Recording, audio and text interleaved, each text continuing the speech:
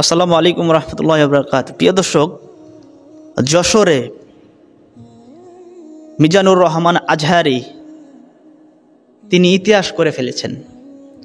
কক্সবাজার পেকুয়ার পর যশোর আদ্দিন হাসপাতালের উদ্যোগে 3 দিনব্যাপী আয়োজন এই মাহফিল, সেই মাহফিলে তিনি ইতিহাস করেন। পেকুয়াতে হয়েছিল 15 লক্ষ মানুষের মতো, এবং এই দ্বিতীয় মাহফিলে তার এত জনগণ, এত শ্রোতা মাহফিলে হয়, ধারণা করা হয় যে 25 লক্ষ মতো মানুষ হয়েছে। সবই আল্লাহ তাআলার শুকরিয়া। তো তিনি তার লেকচারের মধ্যে মানে যেই কথাগুলো বলেছেন, তার পুরা লেকচারটা শুনলে একটাই বুঝে আসে যে আমাদের ঐক্যবদ্ধ থাকতে হবে, এবং এই জনগণ, মানুষ, এই জনগণ জনশক্তিতে রূপায়ণ করতে হবে, তো তারই মধ্যে তিনি একটা আলোচনার মধ্যে এসে পড়েছিলেন যে বাংলাদেশে একদল খেয়ে গেছেন, আরেক দল খাওয়ার জন্য রেডি হয়ে আছে। শুধু ওনাদের দোষ দিয়ে কি লাভ?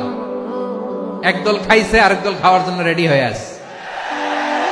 আসলে এই কথাটা বাংলাদেশের বহুত বড় একটা আপনার দল, তাদের মনে হয় যে তারা মনে করতেছে তাদেরকে বলা হয়েছে। তারা তাদের নিজেদের মধ্যেই কথাটা টেনে নিচ্ছে।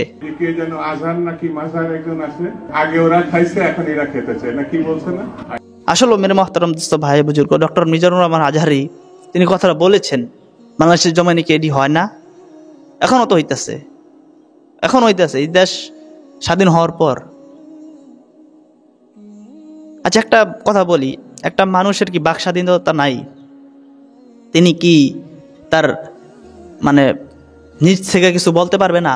বাক স্বাধীনতা তো যার না। তিনি বলেছেন, কোনো লোককে, কোনো দলকে ইঙ্গিত করে তো বলেন নাই, তাই না? কোনো দলের নাম উল্লেখ করে বলেছেন, কোনো লোকের নাম উল্লেখ করে বলেন নাই। কিন্তু একদল মানে তাদের মধ্যে টাইনা নিতেছে কথাটা যে তাদের কি মনে বলা হয়েছে। বাক স্বাধীনতা কি নাই? মনে রাখবেন যে আওয়ামী ফ্যাসিবাদীদেরকে সরানো হয়েছে, তারা জুলুম করত, সেই জুলুম আপনারাও যে করবেন এই আশা প্রত্যাশা রাখেন না, ঠিক আছে? কারণ বাংলার মানুষ এখন সজাগ, এই আশা প্রত্যাশা রাখেন না। আওয়ামী ফ্যাসিবাদীদের কাবাকাবি, তাদের চিল্লাচিল্লি আল্লাহ তাআলা বন্ধ করে দিয়েছেন। কোথায় আজ হাসিনার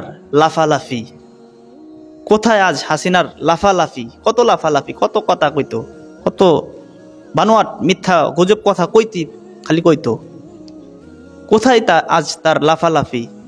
আর কাদেরের পালাবো না? কোথায় কাকু? আচ্ছা, কোথায় আপনারা? বলতেন তো পালাবো না, কিন্তু যখন খেলা শুরু হইল বিচ্ছাই পাওয়া যেতেছে না। যাই হোক, আওয়ামী লীগ তাদের কৃতকর্মের কারণে তারা আজকে ফল পেয়েছে।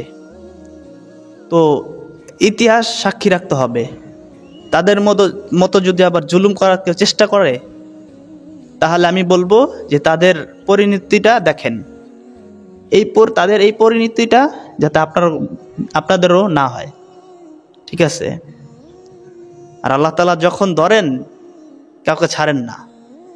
আল্লাহ ধরে না, ধরলে আল্লাহ ছাড়ে না। ইন্না বাতশা রব্বিকা লাশাদীদ। আল্লাহ যখন ধরেন, কঠিন ধরা ধরেন, সেই ধরা থেকে কেউই বাঁচতে পারে না, কেউই বাঁচাতে পারবে না। তো প্রিয় দর্শক, আমি একটা জিনিস বলবো যে আমার কথার শেষে সবাই একটা ভিডিও ক্লিপ দেখে যাবেন, যে যারা আগামীতে ক্ষমতা আসতে যাচ্ছে, তারা নিজেদেরকে অনেক ভালো সাজে, যে তারা এরকম অপকর্মের মধ্যে লিপ্ত নাই। তা আছে কিনা না একটা ভিডিও দেখেন, তাহলে বুঝতে পারবেন। ঠিক আছে, এটা হলো শুয়াইব আশরাফি, তিনি তার মাদ্রাসায় মানে মাদ্রাসা উঠাবেন, মাটি ফালাইতেছে, সেই মাটি ফালাইতে দেয় না, লাগবে ঘুষ চাঁদা, তাই না? তো প্রিয় দর্শক, আজকে আমি ভিডিও আর লম্বা করব না, সবাই সেই ভিডিওটা দেখবেন এবং আপনার মূল্যবান মতামতটা জানিয়ে যাবেন। তো চলেন ভিডিওটা দেখা যাক। আপনারা একটু দেখেন আমরা কোন দেশে বসবাস করতেছি। আপনারা দেখেন যারা মানুষের সামনে এসে বলে সাধু সাজে, আমি তাদের মুখোশটা উন্মোচন করার জন্য আজকে লাইভটা দিছি। আমার হবিগঞ্জ জেলার মাতুবপুর থানার শাহজাহানপুর ইউনিয়ন এটা এতার এগিয়ে গেছেন শাহজাহানপুর ইউনিয়ন। এখানে আপনি দেখেন আমার একটা প্রতিষ্ঠান, আপনারা জানেন যারা আমার পেজটিতে আছেন। আমি আবারও বলছি, অনেকে কমেন্টস করতেছেন, ভাই কমেন্টস করার আগে ভিডিওটা শেয়ার করেন, অত্যন্ত গুরুত্বপূর্ণ ভিডিওটা শেয়ার করেন। আপনাদের কাছে আমি অনুরোধ করছি লাইভের শুরুতে ভিডিওটা শেয়ার করেন। কিছু মানুষের মুখোশ উন্মোচন করা খুবই দরকার, এজন্য আমি লাইভটা দিচ্ছি। দেখেন আমার মাদ্রাসাটা আমি কতটুক যুদ্ধ করে এই মাদ্রাসাটা করছি আপনাদের জানার বাকি নাই। এই মাদ্রাসা করতে গিয়ে আমি বহু যুদ্ধ এবং মানে 15 দিন 1 মাস পর্যন্ত আমি সংগ্রাম করে এলাকাবাসী নিয়ে আমি মাদ্রাসাটা আমি করছি। এখন এই মাদ্রাসার মাটির প্রয়োজন, আজকে আমরা অনেকদিন ধরে মাটির প্রয়োজন। আমি আমার সামনে মাহফিল আসতেছে, মাটি পালাবো, এই জন্য আমি গতকালকে একজন আমারে মাদ্রাসার জন্য মাটি দিছে। এক ভাই বলছে যে আমার জমির থেকে আপনি মাটি আনেন, আমি আপনার মাদ্রাসায় মাটি দান করছি, আপনি মাটি ফালান। এখন আমার প্রশ্ন হলো, একজনে আমার মাদ্রাসায় দান করছে মাটি, সেই মাটি আমার মাদ্রাসায় ফালাবো, এখানে আমি চাঁদা দিতে হবে কেন? এখানে আমি কেন চাঁদা দিতে হবে? চাঁদার জন্য আপনারা দেখেন, চাঁদার জন্য আমার গাড়িটারে আটকায়ত রাখছে। এখানে আমার মাদ্রাসার মাটি নিতে দিতেছে না। এই দেখেন আমার গাড়ি আটকায় রাখছে তারা, আমার গাড়িতে মাল নিতে দিতেছে না। এরপরে এখানে আপনারা একটু দেখেন, আশ্চর্য বিষয় হলো, একটা প্রতিষ্ঠান, মানুষ যেখান থেকে হোক, মানুষ প্রতিষ্ঠানের প্রতি একটা দরদ থাকে, একটা মায়া থাকে, আসে না। আমার এখানে একজন আছে, এরা আমার এলাকারই, তো এখানে এদের বক্তব্য হলো যে আমাদের কিছু এখানে নাই, এখানে আমরা চেয়ারম্যানের নির্দেশে আমরা গাড়ি আটকাইছি। এরা আমার গাড়ি আটকায় রাখছে, এটা হলো তাদের বক্তব্য হলো আমরা চেয়ারম্যানের নির্দেশে আটকায় রাখছি। তো এদের সাথে তো আমার আর কথা বলে লাভ নাই, কারণ এরা নিরুপায়। চেয়ারম্যানের আদেশ রক্ষা করতে গিয়ে আমার গাড়ি আটকায় রাখছে। মাদ্রাসার মাটি ফালাবো আমি? আমার একজনে মাদ্রাসার মাটি দান করছে। এখন আমরা তো বিভিন্ন জায়গার থেকে, রাস্তাঘাট থেকে চাঁদা নেই, চাঁদাবাজি, তারপরে বিভিন্ন ভাবে আপনার বিভিন্ন জায়গার থেকে চাঁদাবাজি হচ্ছে, বাজার হাট থেকে যেখান থেকে পারে এখান থেকে এখন ধুম ধারাক্কা চাঁদাবাজি চলতেছে। এখন আমি বাংলাদেশের একটা বড় দলকে বলছি যে আপনাদের এগুলা বিষয়গুলো অবগত থাকা দরকার। আরে ভাই তুই খাস বিভিন্ন জায়গার থেকে, অসুবিধা একটা মাদ্রাসার থেকে তো আমাদের এই জিনিসগুলো বোঝা দরকার। উনি আমার মাদ্রাসার মাটিটা আটকায় রেখে দিছে। আমি ওনারে ফোন দিছি, আমি ওনারে ফোন দেওয়ার পরে কিন্তু লাইভে আসছে। ওনারে আমি কয়েকবার ফোন দিছি, উনি আমার ফোনটা ধরে বলছে যে তোমার সাথে তো আগেরও কথা হয়েছিল, তুমি টাকা পয়সা দিলা না কেন? অথচ আগে একবার মাদ্রাসার মাটি ফালাইতে উনাকে আমি 20,000 টাকা চাঁদা দিছি। উনার নিজস্ব লোকেরা আমার কাছ থেকে এই চাঁদার টাকা নিছে, আমার কাছে প্রমাণ আছে, ডকুমেন্টস আছে, উনি যে আমার কাছ থেকে চাঁদা নিছে এটার ভিডিও ক্লিপ আমার কাছে আছে। এখন উনি আবার চাঁদার জন্য আমার গাড়িটা আটকায় রেখে দিছে। কারণ আমি দেশবাসীর কাছে বলবো, মাতুবপুর থানার যারা আছেন তাদের কাছে আমি বলবো যে আপনারা দায়িত্ব পালন করতেছেন, যে কোনো প্রতিষ্ঠানও কি তারা মানবে না?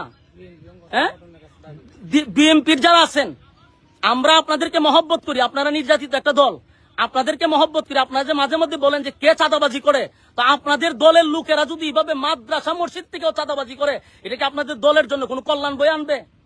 আমারে বলেন, এটা কি বিএমপির জন্য কোনো কল্যাণ হবে? মাদ্রাসা মসজিদ তো মানুষ মানার কথা। আমার মাদ্রাসাটা আমি যুদ্ধ করে মাদ্রাসা করছি, আজকে আমার মাদ্রাসা মাটি ফালাবো? এখানকার চেয়ারম্যানে তার গুন্ডা বাহিনী দিয়ে আমার মাদ্রাসার মাটি আটকে দিব কেন? আমি বারবার অনুরোধ করছি আমার মাদ্রাসা এটা ছেড়ে দেন। এরপর এরা বলতেছে এটা চেয়ারম্যানের নির্দেশ, মাটি ছাড়া হবে না। 2টা গাড়ি আমার সকাল থেকে আটকে রাখছে, আমি আমাদেরকে বেতন দিতে হবে না? 2 গাড়ি আমার আটকে রেখে দিছে, কোনো কথা তারা শুনতে রাজি না। টাকা দিব, তারপরে তারা মাটি ছাড়বে।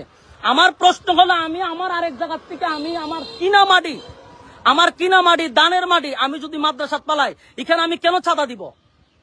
কেন চাঁদা দিব? আমি মাতুবপুর সমস্ত বিএমপির যারা আছেন তাদেরকে অবগত করছি, এটা আপনাদের জন্য কোনো দিন শুভ হবে না। এটা আপনাদের জন্য বড় ধরনের একটা ক্ষতি হয়ে দাঁড়াবে। আমি আপনাদেরকে এটা অবগত করার জন্য বিএনপির যারা আছেন মাতুব্বর থানার, আপনাদের কাছে আমি বিচার দিলাম। আমার মাদ্রাসা মসজিদ কোনো কিছু তারা মানতেছে না, সব জায়গাতে তাদের চাঁদা নিতে হবে। এর আগে আমার মাদ্রাসাতে চাঁদা নিছে, 20,000 টাকা দিছি, এটা তার খুশি হয় নাই, এই জন্য আমার মাদ্রাসার মাটি আটকে দেওয়া হয়েছে। আমি আপনাদের কাছে বিচার দিছি।